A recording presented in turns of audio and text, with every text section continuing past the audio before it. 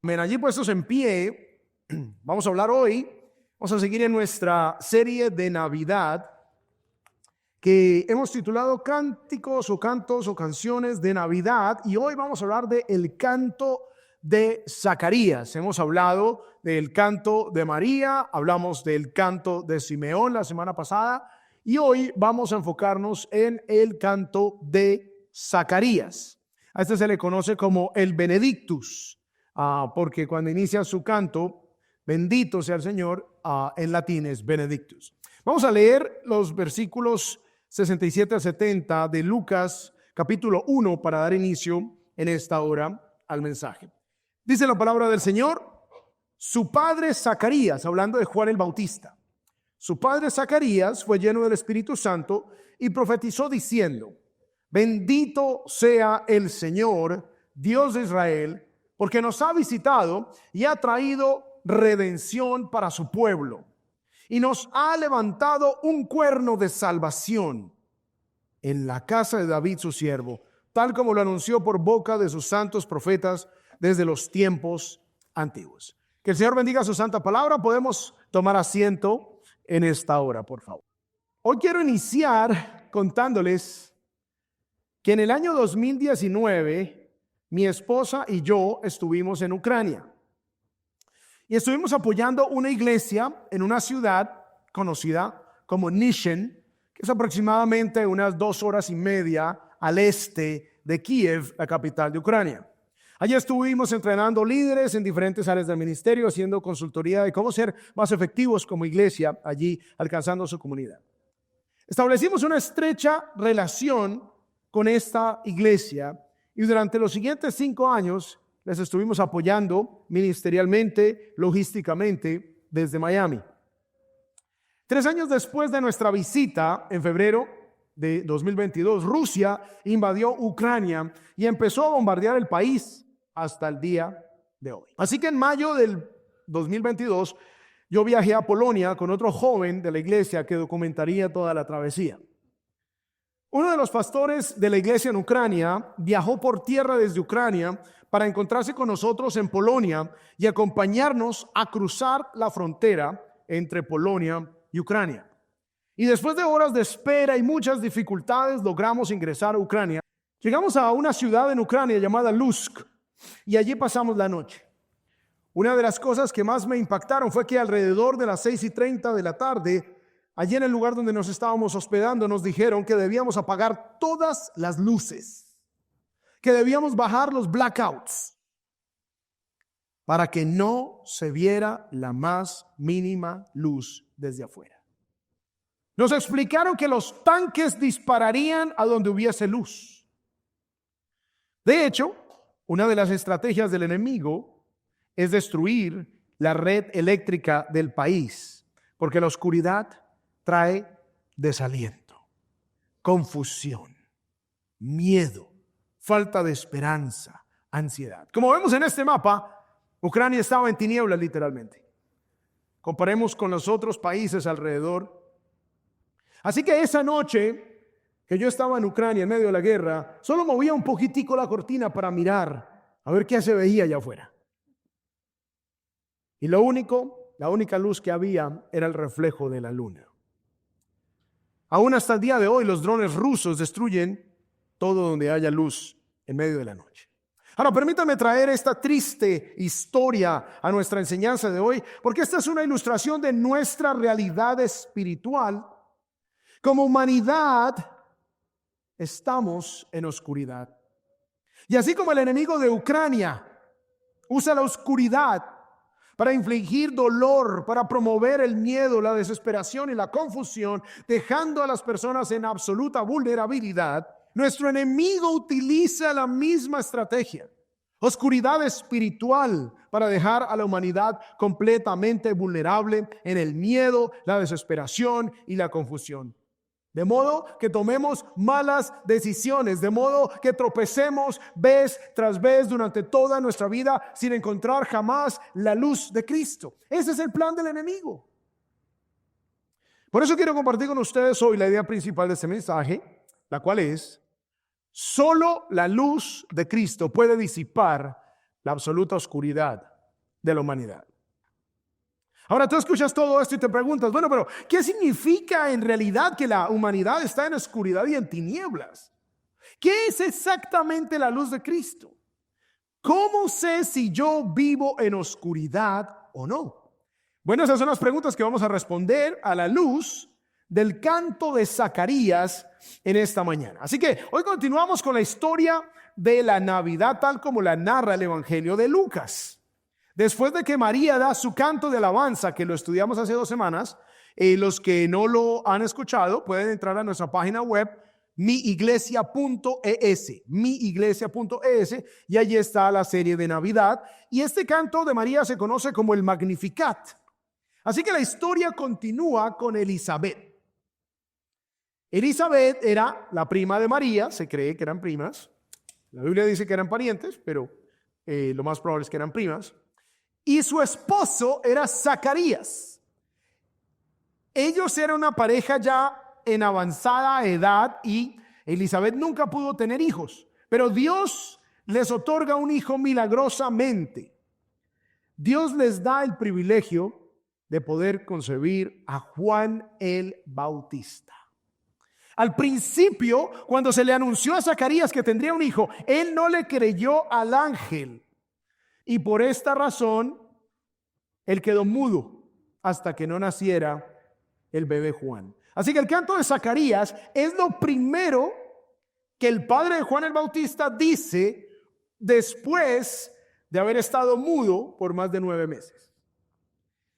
Ahora quiero comenzar por los últimos 4 versículos de este cántico para luego regresar al principio y cubrir todo el pasaje versículo por versículo. Así que vamos a compartir con ustedes hoy 3 verdades fundamentales, y ustedes tienen sus notas para que tomen apunte. Y vamos a empezar con el número 1, que es: la luz de Dios viene a través de Jesús. Así que las 2 palabras para que completen son luz y Jesús. La luz de Dios viene a través de Jesús.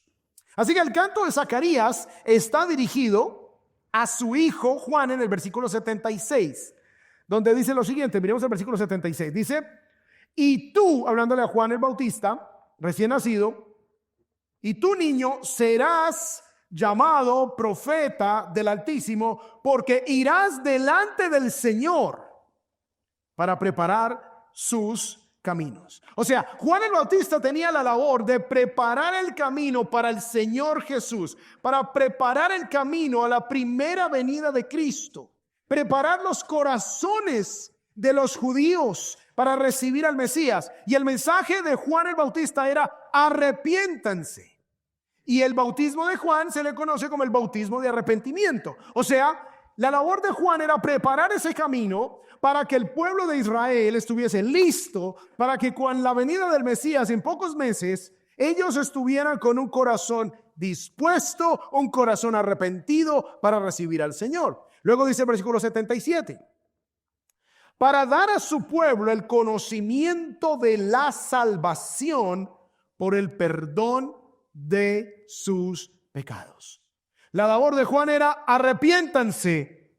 La labor del Mesías era salvar al pueblo, perdonando los pecados.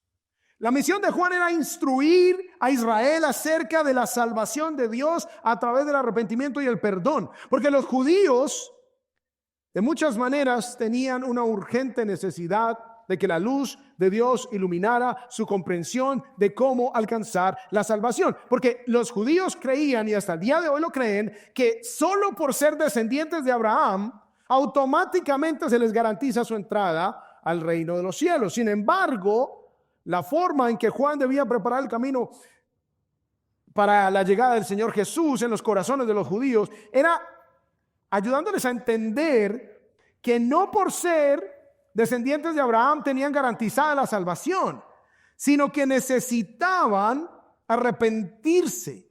La luz de Jesús necesitaba llegar a sus corazones para que pudieran entender lo que se había enseñado a lo largo del Antiguo Testamento. Las personas debían arrepentirse para ser salvas. En otras palabras, debían circuncidar no solo su carne. Recordemos que el pacto abrahámico, el pacto de Dios con Abraham incluía la circuncisión de los varones, Pero esa era una señal, una sombra de cómo tenían que arrancar de sus corazones el pecado. Luego dice en versículo 78, por la entrañable misericordia de nuestro Dios.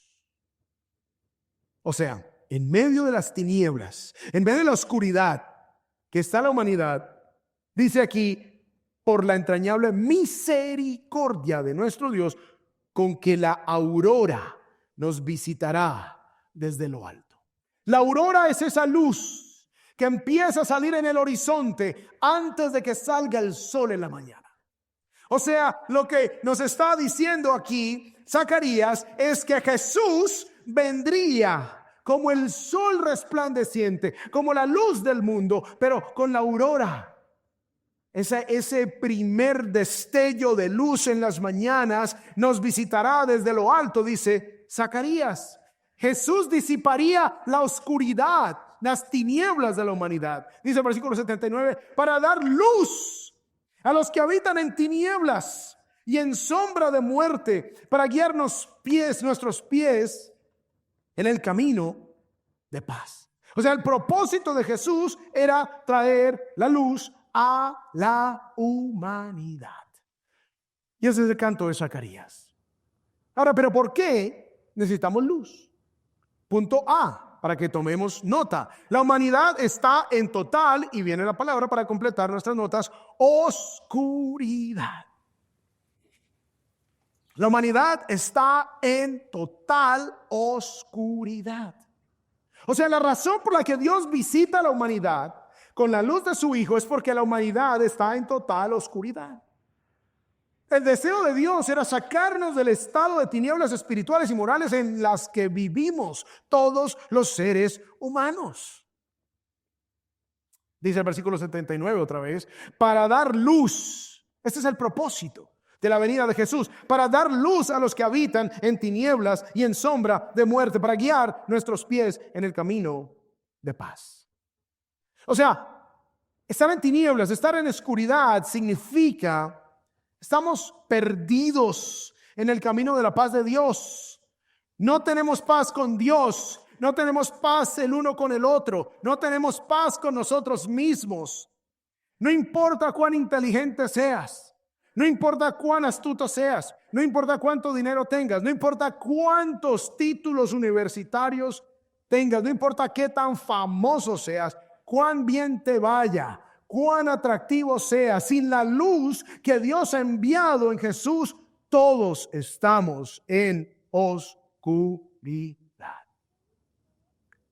Por lo tanto, si tú no tienes una relación estrecha con Jesús, estás caminando en oscuridad. Por eso te tropiezas tanto. Por eso tu matrimonio tropieza. Por eso tus relaciones interpersonales tropiezan. Por eso tus relaciones con tus hijos tropiezan. Por eso las relaciones con los demás tropiezan. Porque no tienes la luz que ilumina la oscuridad en la que vivimos. La oscuridad es una referencia a esa muerte espiritual en la que vivimos. Una total ignorancia de los asuntos espirituales. Todos somos criaturas de Dios, pero no todos somos hijos de Dios. Necesitamos venir a Cristo para entonces poder ser hechos hijos de Dios. Somos ignorantes espiritualmente por naturaleza. Venimos a este mundo muertos espiritualmente. Por eso necesitamos venir a la palabra de Dios que nos ilumina el corazón, el entendimiento, el alma, el ser interior, y nos ilumina y entonces nos lleva a entender la necesidad que tenemos del Salvador. La oscuridad significa ausencia de verdadera justicia delante de Dios. No solo buenas obras normales basadas en los estándares sociales, porque la gente dice, no, yo no soy malo. Y nos medimos con los que salen en las noticias. Yo no soy tan malo como el que asesinó a ese ejecutivo de United Healthcare en Nueva York. Yo no soy tan malo. Si tú te mides por los malos de este mundo, de pronto no te verás tan malo. Pero si tú te mides al estándar de Dios, todos estamos graves. Así que la oscuridad significa vivir en una mentira totalmente ajena a la realidad de Dios. Recordemos que los judíos, como lo mencioné hace poco, creían que la salvación era solo para ellos. Y por ser descendientes de Abraham estaban garantizados ya la salvación. Y en medio de esa oscuridad de entendimiento, en esa mentira en la que vivían ellos, es que brilla la luz de Jesús. Jesús vino a la tierra en uno de los momentos más oscuros de la historia de Israel. Estaban muy lejos de Dios. Los líderes religiosos de la nación habían convertido al judaísmo en un sistema superficial basado en obras humanas. De ahí viene el grupo, la secta judía conocido como los fariseos, que la palabra fariseo tiene una connotación negativa en nuestros tiempos, pero en ese tiempo, en el primer siglo, los fariseos eran vistos como personas muy respetables porque externamente obedecían todas las leyes de Dios. Sin embargo, estaban alejados de Dios profundamente, separados de Dios. Por eso cuando Jesús viene y los confronta y les dice, no es por ser hijos de Abraham que obtenemos salvación. Por eso los querían matar, porque no soportaban la luz que brillaba en medio de la oscuridad. Así como cuando estamos dormidos en medio de la noche y de repente hay una luz de algún motivo o alguna situación, la alarma se prende o abrimos los ojos, el celular, algo pasa y la luz nos golpea fuerte y nos hace doler hasta los ojos y la cabeza. Eso fue lo que le pasó a Israel. Vino la luz del mundo, ellos en oscuridad. Estamos bien, estamos salvos, somos hijos de Abraham, no necesitamos más, el resto son la chusma y nosotros somos los santos. Y la luz de Cristo viene y brilla y golpea esa oscuridad. Y lo mismo nos pasa a nosotros. No nos gusta el evangelio, que es que Jesús vino a morir por nosotros y luego resucita el tercer día para darnos vida eterna. No nos gusta este mensaje porque nos toca reconocer que estamos en tinieblas, que necesitamos la luz de Cristo y nuestro orgullo se duele. Porque nos toca reconocer que somos pecadores, nos toca reconocer que necesitamos de Dios, nos toca reconocer que estamos mal. Por eso no nos gusta. Por eso la gente corre a aquellas iglesias donde en lugar de predicarle a la gente que están en tinieblas y en pecado y en oscuridad y necesitan la luz de Cristo, le predican es, ven, serás rico, trae tu dinero, Dios te lo va a multiplicar. Esas iglesias están llenas. Cuando el pastor hace milagros, supuestamente, cuando el pastor da profecías, supuestamente, cuando el pastor los hace pasar al frente, los tumba, los empuja y les da ya la caída ya hacia atrás, entonces eso sí le gusta a la gente. Pero cuando se les predica y se les dice, están en tinieblas, necesitan a Jesús, corran a la luz de Dios, entonces ahí sí ya no nos gusta. No nos gusta. Así como no le gustó a Israel, porque toda la humanidad está separada de Dios por naturaleza. Y así es como el enemigo de nuestras almas quiere que estemos en oscuridad, en ignorancia, con miedo, con vidas caóticas, criando hijos confundidos, llenos de dolor, hiriéndonos a nosotros mismos y a los demás. Eso es lo que la sociedad de este mundo promueve, haciéndonos ciegos, así como los rusos quieren que Ucrania esté. Por eso atacan la red eléctrica primero. La oscuridad trae desesperanza para que sean débiles, vulnerables a todo tipo de ataque. Así que en medio de la realidad de que la humanidad está en oscuridad, punto B, en sus notas, la misericordia de Dios nos ha visitado. La misericordia de Dios nos ha visitado. Qué increíble. En medio de la oscuridad nos ha visitado la misericordia de Dios. En medio de esas tinieblas en que se encuentra la humanidad, desde la caída del jardín del Edén, Dios tuvo misericordia. Mira el versículo 78, dice, por la entrañable misericordia. Ahí está la misericordia de Dios. Por la entrañable misericordia de nuestro Dios, con que la aurora nos visitará desde lo alto. Zacarías, el papá de Juan el Bautista, guiado por el Espíritu de Dios, después de más de 9 meses de estar mudo por no haberle creído al ángel que Dios les daría un hijo a Elizabeth su mujer y a él, entonces él, cuando ya habla, el Espíritu de Dios le permite hablar, entonces él proclama el propósito de su hijo Juan de prepararle el camino a la luz del mundo, y ahora la luz del mundo es anunciada y vendría como la aurora que nos visitaría de lo alto y está la causa, por la entrañable misericordia de nuestro Dios. O sea, la razón por la que Dios nos visita es por su misericordia, no es porque lo merezcamos. Merecemos el castigo eterno, todos aquí, todos nosotros.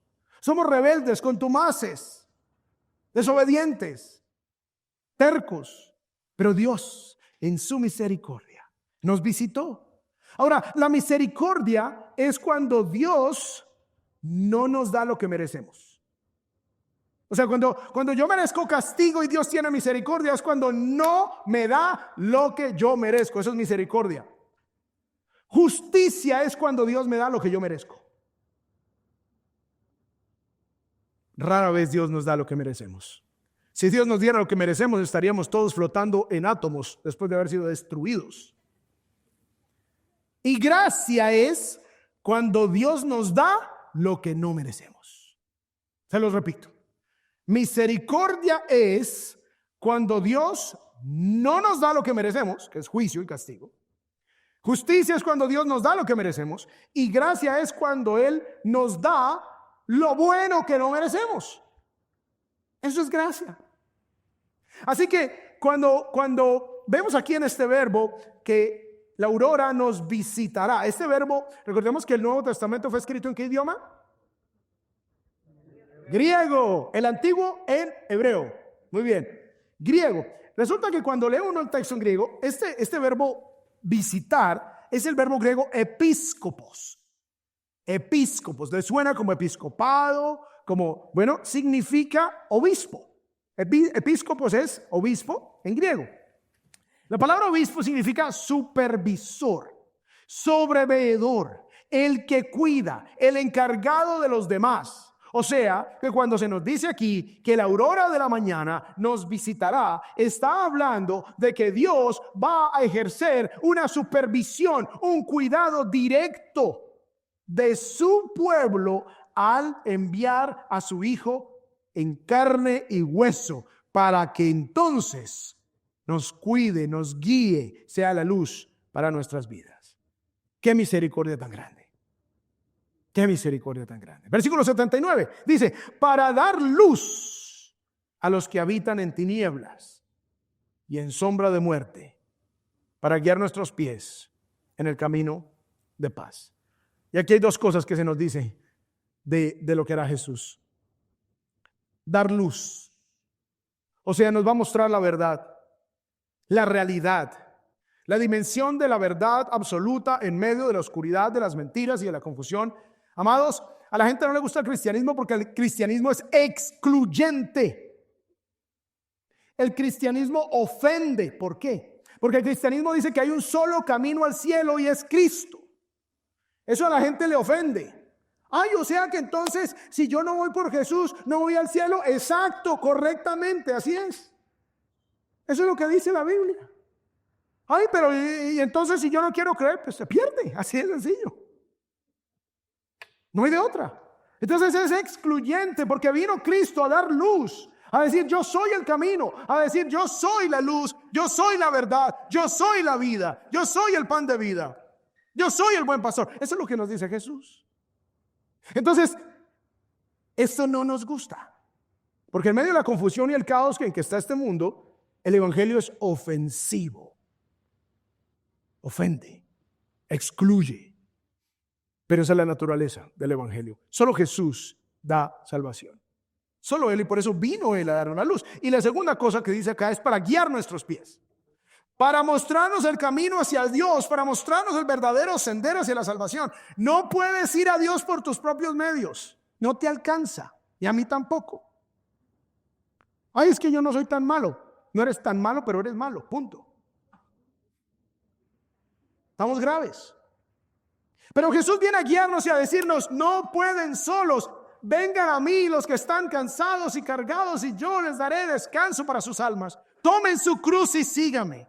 Yo soy el camino, la verdad y la vida, y nadie viene al Padre si no es por mí. Porque no hay otro nombre dado a los hombres bajo el cielo en el cual puedan ser salvos: Jesucristo. Porque hay un solo Dios y un solo mediador entre Dios y los hombres: Jesucristo. No hay otro. Él es el único. No es por buenas obras, no es por religiosidad. Ay, no, es que yo soy de esta religión y de otra. Puede ser la que quieres, pero si no tienes a Cristo te pierdes. No hay de otra. Es por gracia, mediante la fe, reconociendo la misericordia de Dios en tu vida. Así que este es el papel de la visita de la aurora, de la luz de la mañana que nos visita. El sol naciente en medio de la oscuridad de la noche en que ha vivido la humanidad. Esta es la descripción del propósito de su venida. Recordemos la idea principal. Solo la luz de Cristo puede disipar la absoluta oscuridad de la humanidad. Y obviamente de tu vida. Solo la luz de Cristo. Punto número 2. La luz de Dios es la redención mesiánica. O sea, primero la luz de Dios vino a través de Jesús. Y segundo, la luz de Dios es la redención mesiánica. Más específicamente, ¿a qué vino? Ahora, yo no sé si ustedes se han preguntado y se han hecho esta pregunta. Yo me la hice muchas veces. La pregunta es: ¿cómo sabemos que Jesús es realmente la luz de Dios? Porque todas las religiones dicen que son la luz. El budaísmo hay que son la luz, que son los iluminados. Que la meditación trascendental, esos son los iluminados. Que el Islam, esos también son iluminados. Y todo el mundo es iluminado. ¿Cómo saber? Muchas personas afirman ser la luz, muchas religiones afirman ser la luz, muchos documentos afirman ser la luz, pero ¿por qué Jesús es diferente? ¿Cómo podemos confiar en que Él es realmente la luz que necesitamos? ¿Y por qué no otras cosas? Veamos lo que nos dice Zacarías en su canto en el versículo 67, que es cuando inicia. Recordemos que les dije que iba a empezar por el final y luego nos íbamos a volver desde el inicio. Y dice, versículo 67. Su padre Zacarías, hablando de Juan el Bautista, su padre Zacarías, fue lleno del Espíritu Santo y profetizó diciendo. Ahora, esto ya no ocurre. Ya la profecía fue dada, ya se cerró la escritura. O sea que ya no hay más profecías que vengan de Dios. Lo demás son charlatanerías, son mentiras, son manipulaciones. Por eso aquí ustedes nunca van a escuchar profecías diferentes a las que dicen acá en la palabra de Dios. Amén. Dice acá. Y profetizó diciendo, bendito sea el Señor. Por eso se le llama Benedictus a este canto, porque así inicia en latín. Bendito sea el Señor, Dios de quién. Oh, o sea que hay una particularidad acerca del Dios de la Biblia. O sea, no es cualquier Dios. Mucha gente dice, todos estamos adorando al mismo Dios. No, es un error. No todos estamos adorando al mismo Dios. Porque es que el único Dios verdadero es el Dios de Israel, el Dios de la Biblia. Si tú te inventas un propio Dios, que es tu bombero, que cada vez que hay un fuego en tu vida lo llamas y viene y te apaga el fuego y luego lo despachas, ese es un Dios que tú te inventaste. Ay, no, que es que los musulmanes también, sino que allá le llaman Alá. ¿Saben qué? Alá no se hizo hombre en Jesús. Entonces ese no es el Dios de la Biblia. Porque el Dios de la Biblia, el Dios de Israel, se hizo hombre en Jesucristo. Ellos no creen que Dios se hizo hombre. Ay, pero el Dios de los testigos de Jehová, no, que mire que la Biblia dice que Jesús es Dios Hijo. Ellos no creen que Jesús es Dios Hijo, entonces no es. Ay, no, pero ¿cómo se llama esto? Los santos de los últimos días, los mormones. Oye, ellos son iluminados. No son iluminados porque ellos dicen que Satanás y Jesús son hermanos. Y que Jesús es un ser creado. Jesús no es un ser creado, Jesús siempre ha existido. Juan 1:1, en el principio era Dios y el verbo era Dios y estaba con Dios y todo es Dios en Jesús y Él se ha dado a conocer y en Él el Padre se ha manifestado. Entonces no es el mismo Dios. Así que aquí Zacarías está diciendo que bendito sea el Señor Dios de Israel. ¿Y quién es Israel? Israel es el antepasado de los judíos. Abraham tuvo un hijo que se llamaba Isaac. Isaac tuvo un hijo que se llamaba Jacob y Dios le cambió el nombre de Jacob a Israel. O sea que esta luz está identificada claramente por unas profecías, un Mesías anunciado, un Mesías que fue prometido con cientos de profecías. No es cualquier aparecido, no es cualquier líder religioso que tiene carisma para envolver a la gente, no es cualquiera ahí el gordito que le soba en la barriga para que les dé fortuna llamado Buda, no es cualquiera que vino y se murió y está sepultado. No, es aquel que fue prometido, aquel que fue anunciado, aquel que podemos seguir claramente su trayectoria a lo largo de las Escrituras con cumplimientos proféticos claros y precisos. Y dice: bendito sea el Señor Dios de Israel, porque nos ha visitado y ha traído redención para su pueblo. Él vino a visitarnos. Él vino a cuidar de nosotros. Por eso celebramos la Navidad, porque Jesús ha venido a visitarnos. Así que Él entiende que Zacarías entiende que a través de los eventos del nacimiento de Juan, del anuncio del nacimiento de Cristo, Dios está literalmente cuidando y visitando a su pueblo. Dios mismo ha venido a visitarnos. No cualquier Dios, el único Dios verdadero, el Dios de la Biblia, el Dios Trino, el Dios Padre, el Dios Hijo, el Dios Espíritu, que es único del cristianismo bíblico. Cualquier otra religión son dioses inventados. Cualquier otro Dios diferente que nosotros mismos nos hayamos creado, que Dios tiene que bendecirnos simplemente porque yo haga una proclamación cuando salga por la mañana, o porque yo me persigne, o porque yo haga ciertas cosas. Entonces automáticamente, como creían nuestros antepasados los indios, que nosotros tenemos unas fuerzas raras en el cosmos y que nosotros llamamos a las fuerzas y nos van a proteger. Eso es chamanismo, eso es fetichismo, eso no es cristianismo bíblico.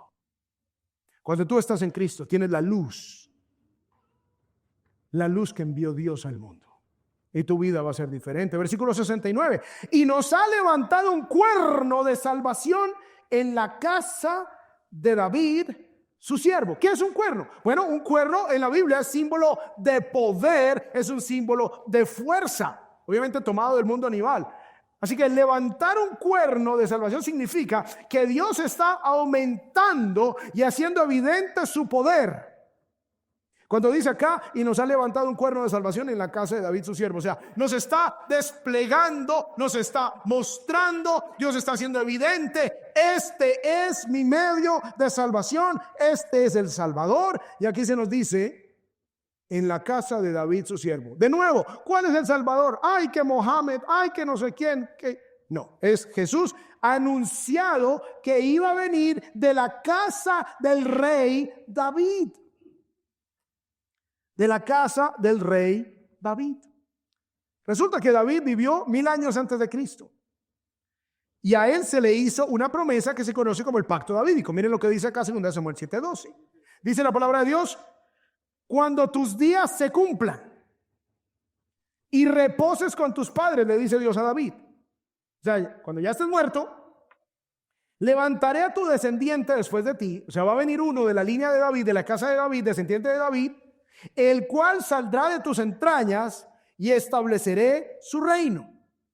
Él edificará casa a mi nombre y yo estableceré el trono de su reino. ¿Para cuándo? Para siempre. O sea, va a haber un descendiente de David que sería eterno. Esto es significativo porque Lucas quiere asegurarse de que su audiencia entienda que este es un tipo de redención especial.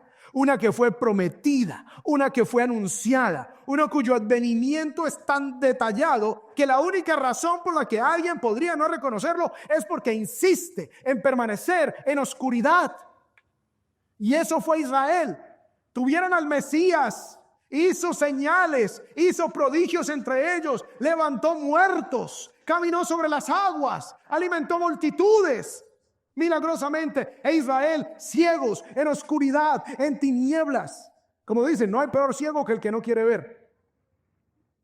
Eso somos nosotros los seres humanos. Ahora la pregunta es: si tú, a la luz de lo que la palabra de Dios te está iluminando, te está dando a tu corazón, si a la luz de todo eso todavía insistes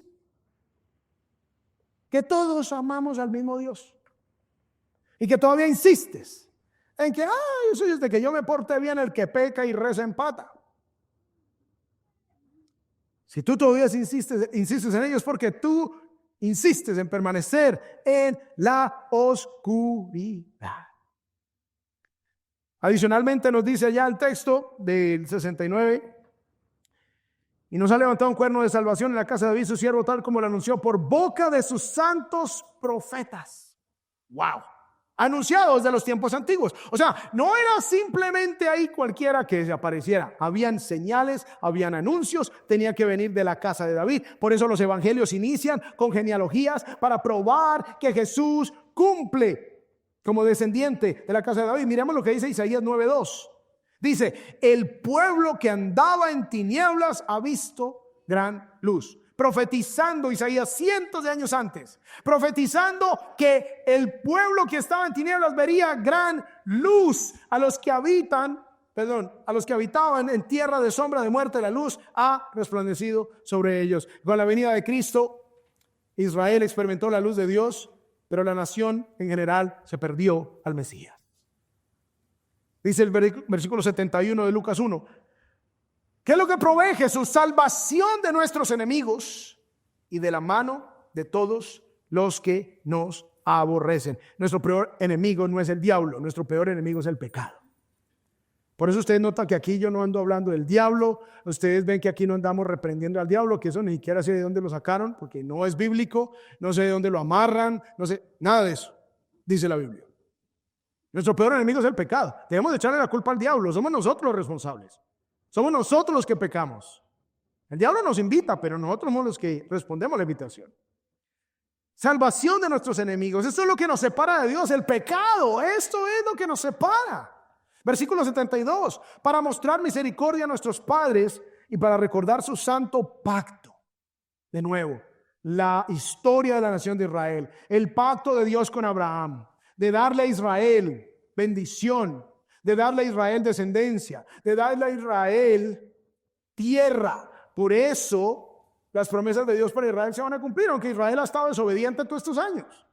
Pero eso es irrelevante porque Dios hizo un pacto unilateral que no dependía de lo que Israel hiciera, dijera o cómo procediera.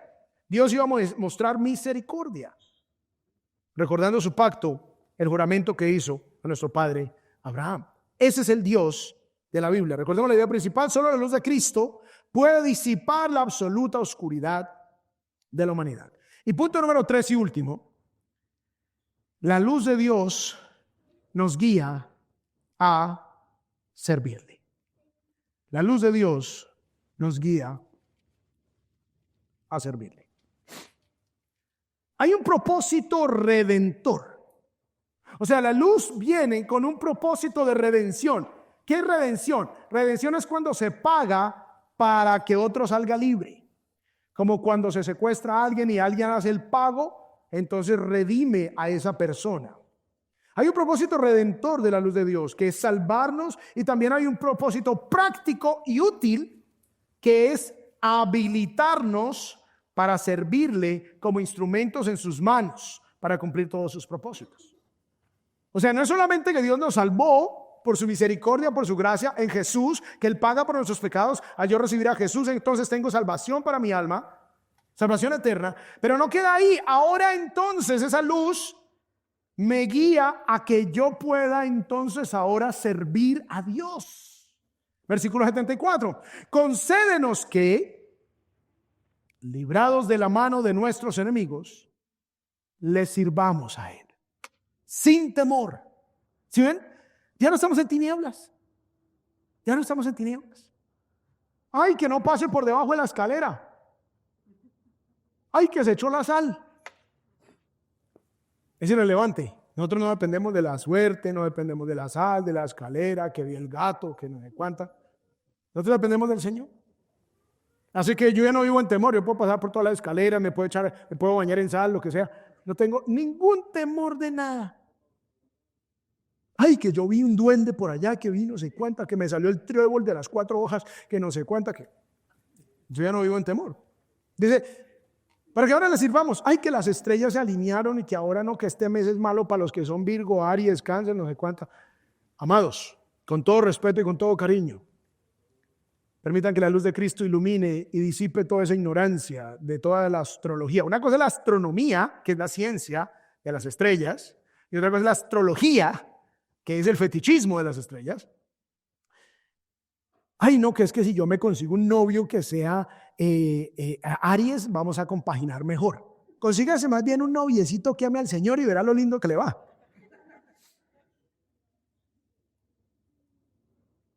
Entonces dice aquí, sin temor. Podemos servir sin temor. ¡Qué maravilla! Ya nuestra vida no depende de los hombres. Ay, que va a entrar Trump y nos va a echar a todos los que no tenemos papeles y ahora que tranquilos, confíen en el Señor. Depende de Dios.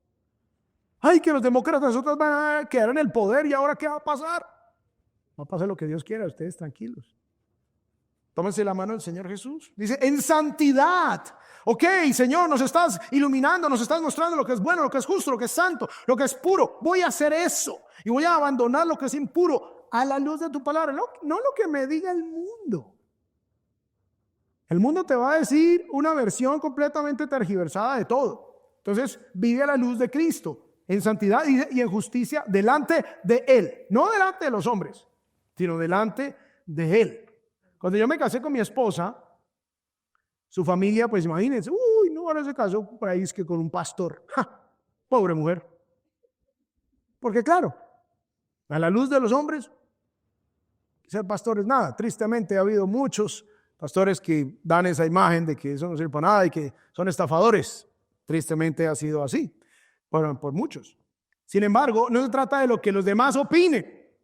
Ay, que mire la aleluya, ay, se volvió fanático, ay, el evangélico, ay, no sé cuál. Muestra con tu vida, con tu justicia, con tu santidad, con tu amor. Muestra el amor de Cristo. Años después, ahora la familia es la que nos llama para que oremos por ellos. Años después, mi esposa y yo, después de ya casi 27 años de casados, somos los únicos que tenemos un matrimonio.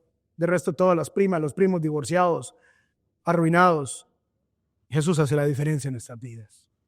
Él es bueno. Y dice acá, hay justicia delante de Él todos nuestros días. O sea, Dios nos ilumina, Dios nos salva a través de la aurora de la mañana, a través de Jesús, la luz del mundo. Él ahora nos capacita para que le sirvamos. Miren lo que dice el apóstol Pablo acerca de su propia experiencia. En Hechos 26 dice, te rescataré del pueblo judío y de los gentiles, a los cuales yo te envío, le dice Dios a Pablo, para que les abras sus ojos, a fin de que se conviertan de las tinieblas a la luz y del dominio de Satanás a Dios, para que reciban por la fe en mí, o sea, en Jesús, el perdón de pecados y herencia entre los que han sido santificados. Una vez me invitaron a una casa. Es que, pastor, mire, es que en esa casa están asustando a la familia. Y hay pasos y en medio de la noche les mueven las cobijas y se les pone algo encima a ahorcarlos. Entonces, vamos. Entonces fuimos. Ay, que si puedo orar por mi casa. Yo podría orar por su casa. Sin embargo, necesito orar por usted. Porque si usted no tiene a Jesús en su corazón, usted pertenece al reino de las tinieblas. Entonces yo no tengo nada que hacer. Porque como pertenece al reino de las tinieblas van a venir y hacer fiestas con usted. En el momento que usted entrega su corazón a Jesús, entonces es trasladado del reino de Satanás, del reino de las tinieblas, al reino de su amado Hijo, al reino de Cristo, al reino de la luz, y la luz no tiene comunión con las tinieblas, así que ya no hay nada que Satanás pueda hacer sobre su vida. Tristemente me dijeron, no nos interesa. Entonces yo, ok, está bien.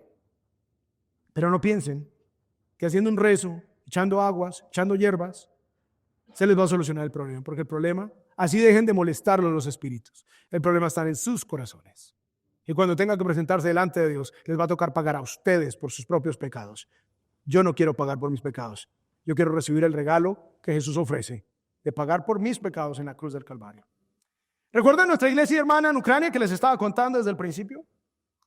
Resulta que una vez que comenzó la guerra, a pesar de que la nación estaba en tinieblas, la iglesia se convirtió en un refugio para todos en el pueblo, donde podían encontrar allí comida, protección, donde podían encontrar la palabra de Dios, la luz de Cristo. Ucrania estuvo muchos años bajo el dominio ruso, por lo tanto, el ateísmo es muy prevalente, porque eso es parte del comunismo. Y los que eran ateos por años empezaron a venir a la luz de Cristo, porque ya entendieron que necesitaban de Dios. La verdadera esperanza la encontraron en Jesús. La iglesia no daba abasto. Se hacían servicios en las mañanas y en las tardes. Cientos y cientos de personas llegaron allí. El pastor Román, que es el que está en la mitad de esta foto, ahí estamos en Polonia llenando la camioneta del pastor Román con un poconón de cosas, de implementos para cruzar. Ya estábamos un día antes de cruzar la frontera a Ucrania. Resulta que el pastor Román se dedicó a sacar gente. Él estaba 2 horas y media al este de Kiev. Kiev está más o menos a unas 2 horas y media del borde con Polonia. O sea que la iglesia de ellos estaba a 5 horas del borde con Polonia. Él logró sacar a sus 6 hijas y a su esposa. Las logró sacar al borde con Polonia y descubrió rutas por donde podía pasar y no estaban los rusos. ¿Qué hizo Román? Román dijo: yo no puedo dejar a la gente allá. Empezó a irse, a devolverse vez tras vez. Y me mostraba fotos y me mostraba puentes caídos, en lugares donde todavía salía humo porque la bomba acababa de caer momentos antes de que ellos llegaran allí. Y sacó a cientos de familias de Ucrania en medio de la guerra, porque Román sabía que lo que ellos necesitaban era la luz de Cristo y se las dio. Y adicionalmente él era el único que sabía por dónde andar. Él no andaba en tinieblas, él sabía por dónde coger, y eso le capacitó y le permitió servir a los demás. Eso es precisamente lo que Dios quiere con tu vida y con mi vida. De que habiendo estado en tinieblas, ahora vengamos a la luz de Cristo, y entonces, estando en esa luz, podamos servir a los demás. Ese es nuestro propósito en la vida. Nuestro propósito en la vida no es hacernos millonarios y ricos, como dicen en algunas iglesias, promoviendo la avaricia personal y el materialismo. Eso no es el propósito de nuestra vida. El propósito de nuestra vida es traer esperanza a los demás, gozo a los demás, alegría a los demás, la luz de Cristo a los demás. Así que, ¿qué podemos hacer con todo esto que hemos hablado? 3 cosas. Primero, cree en Jesús. Dice Juan 12:46. Yo, dice Jesús, la luz, he venido al mundo. Yo, la luz, dice Jesús, he venido al mundo para que todo el que cree en mí no permanezca en tinieblas. Ven a Cristo, entrega tu corazón a Jesús, cree en el Señor Jesús. Eso es lo primero. Y ahorita te voy a dar la oportunidad de que entregues tu vida a Jesús. Segundo, sigue a Jesús. Dice Juan 8:12. Jesús les habló otra vez diciendo: yo soy la luz del mundo. Miren cómo encaja con lo que Zacarías dijo: la aurora viene, la luz de Dios viene, las tinieblas. Jesús dijo ahí en Juan 12:46: yo, la luz, he venido. Y en Juan 8:12 dice: yo soy la luz del mundo. El que me sigue, no solamente creer en Jesús una vez y ya, es seguir a Jesús, porque el que me sigue no andará en tinieblas, sino que tendrá la luz de la vida. Así que cree en Jesús, sigue a Jesús, y por último, sirve como Jesús. Dice Efesios 5:8, porque antes ustedes eran tinieblas, dice el apóstol Pablo, pero ahora son luz en el Señor. Anden como hijos de luz. Recordemos la idea principal: solo la luz de Cristo puede disipar la oscuridad absoluta de la humanidad. Vamos a orar.